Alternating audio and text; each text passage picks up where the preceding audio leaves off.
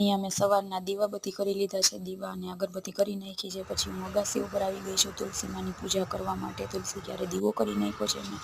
અહીંયા મારે સૂર્યનારાયણ ભગવાનને જળ ચડાવવાનું છે. પછી અમારે થોડાક અપરાજિતાના ફૂલ થયા છે તો હું એને તોડી લઉં છું ભગવાનને ચડાવવા માટે. પછી નીચે આવીને મેં ઉમરાદેવની પૂજા કરી દીધી છે.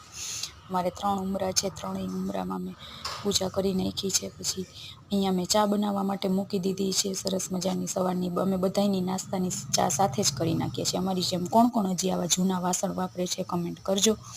પછી મેં અહીંયા સિયા સાક્ષીને તૈયાર કરી નાખી છે. આજે એના પપ્પાની રજા છે તો એ હોન્ડામાં મૂકવા આવવાના છે એટલે બે હોન્ડા ઉપર બેસી ગઈ છે.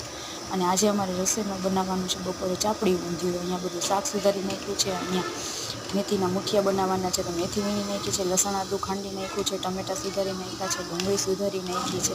બધું જ આપણે તૈયાર છે. અને અહીંયા મારા સાસુએ સરસ મજાનું એવું ઊંધિયાનું શાક વઘારી નાખ્યું છે. પછી ઊંધિયાનું શાકનું કુકર ચડી ગયું છે ગેસ ઉપર. ઊંધિયું ચડે ત્યાં સુધીમાં અમે સિયા સાક્ષીને તેડવા માટે આવી ગયા છીએ. સિયા સાક્ષી એમને તેડવા નથી આવ્યા, આપણે હાલીને જવાનું છે.